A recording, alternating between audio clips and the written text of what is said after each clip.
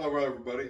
Today I want to shoot a quick little video on the Ridgid Plunge base router.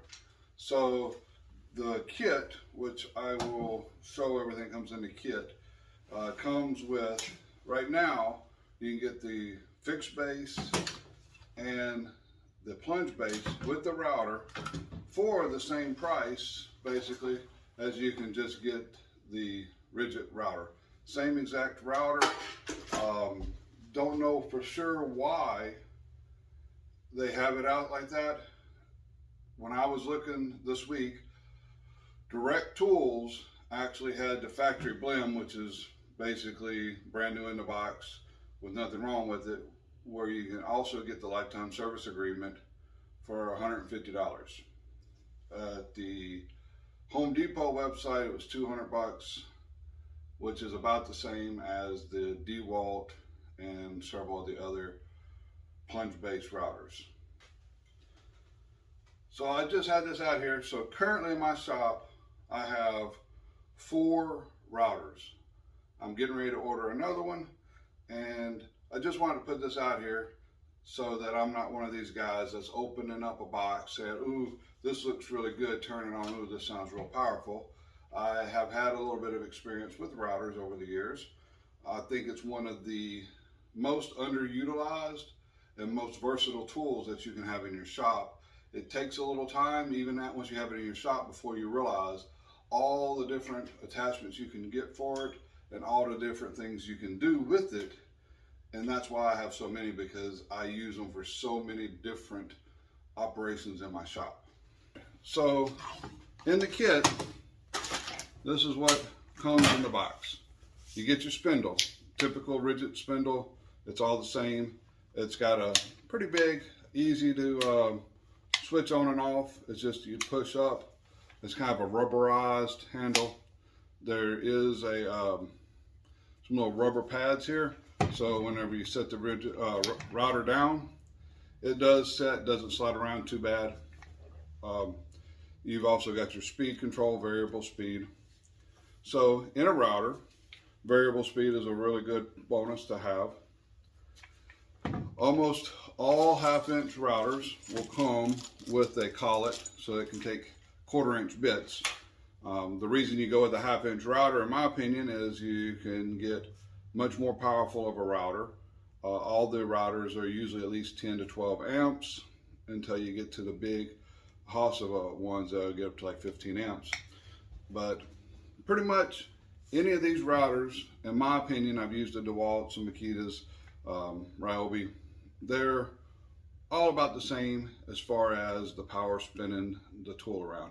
We're talking these things are spinning 20,000 RPMs, and I've never really had a router that's going to just bog down.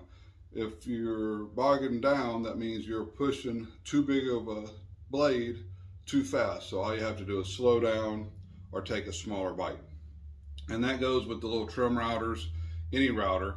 So they all, in my opinion, do the job of spinning your tool. And now the cut on your material is going to be determined by the tool itself. Is it sharp? Is it a straight flute, a spiral cut? So when we're buying a router, in my opinion, we're buying it for the bases and the features that can go with them.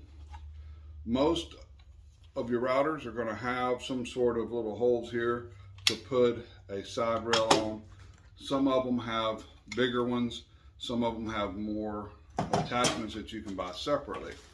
This Ridgid router, you cannot buy a plunge base separately. The only way you can get this plunge base is by buying it in the kit. That means that they're not readily available. If you lose this one, if you break it, and they give you some grief over that lifetime service agreement, because I've had hit and miss with that lifetime service agreement. Some stuff it works, some it doesn't. You're just out of luck. You know, if this gets lost, misplaced, if it's not broken where you can send it in for the lifetime service agreement, you know, you have to buy a whole new kit. Whereas other ones, you know, you can buy these separate. So it has a dust extractor to go in for the plunge base, and then it has a different kind that goes attaches on the outside here for the fixed base. You've got your centering cone, and now the one and most important feature that the fixed base router has that a lot of the other ones do not have, and is the reason I originally purchased this particular style of router, is you can mount this, take these 4 screws, or 3 screws, this one's only got 3, take this off, and you can get like a Craig router plate, or you can just take a piece of plywood, bolt this straight up to the bottom of it, put you a hole in the center, and then you can cut a hole over here, and it comes with this little T-handle, and that little T-handle goes through, and that moves the router up and down, so you can adjust the height from above your table.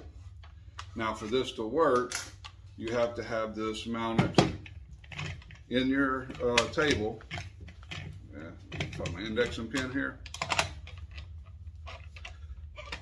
And then once you get this mounted in your table, so it's mounted up like that. Now if you lock this tight, well, now you know it's going to have a difficult time turning because you've got this locked tight. So what I found I did was wax this magnesium and then loosened off this little adjustment nut to where it was snug, but it actually could still move. And then if I was making large adjustments, I could reach under there. But once I locked that down and I wanted to make a little fine adjustments, I could actually sit here and turn this. And as you see, even with that locked, you know, the base is coming up and down.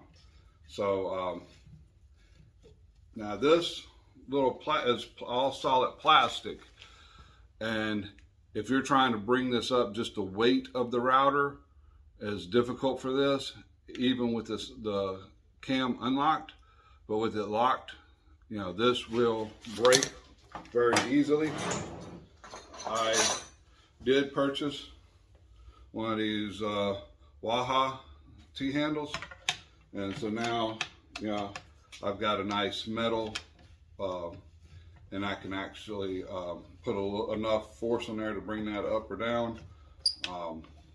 Works much better, but you have to purchase that separately. So let's get into why I purchased this particular setup when I already had one of these. Well, I'm in the Ridgid line. Unfortunately, I got in it because of the lifetime service agreement, so a lot of my tools are Ridgid. Well, I wanted the plunge base, and I was over doing some circle cutting, and was using my buddy's Ridgid Plunge router, or not his Ridgid, his DeWalt, and it worked so good with the Miles Craft circle jig. You know, it had the little thing to where I could flip it, I could plunge down, it would stop, do my circle, I could move it over, drop another 1/4 inch, and I could take 1/4 inch bites, doing 3/4 inch plywood, so I could cut it out in 3 full circles, and it worked perfectly.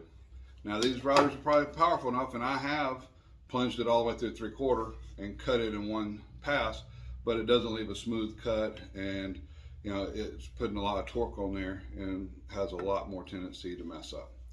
Well, I ordered this one just for this plunge base. So basically I'm paying $200 for this plunge base. Well, this plunge base, I don't know if you can tell on there, but see it kind of like grabbing as it goes down. It doesn't plunge smoothly. So not only does this not plunge very smooth, but this adjustment screw here, so you have a pin, you know, most of them have it, you can drop down and kind of set your adjustment, so you bring it down to your material, and then most of them have a little step right here to where you can take bites out. This one does not have steps. What it has is, it has micro adjust, so it's 1/64th per 90-degree turn. So a 1/4 turn is 1/64th of an inch. So if you plunge this down into your material, and then you go measure material and you want to go a 1/64th more, that's great. But if you want to try to do stepping down, if you're just got a bunch of molds out here that you're doing a process on, like I'm fixing to do a bunch of drawer fronts, and I want to step it down, you know, take 1/4 inch bites and may have to go 2 or 3 at a time.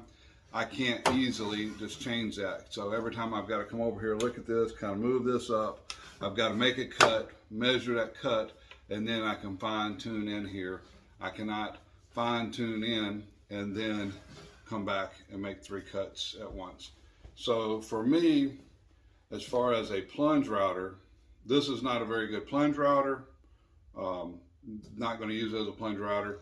I'm going to order me a different one. I'll have that one coming in soon. I may do a video on it.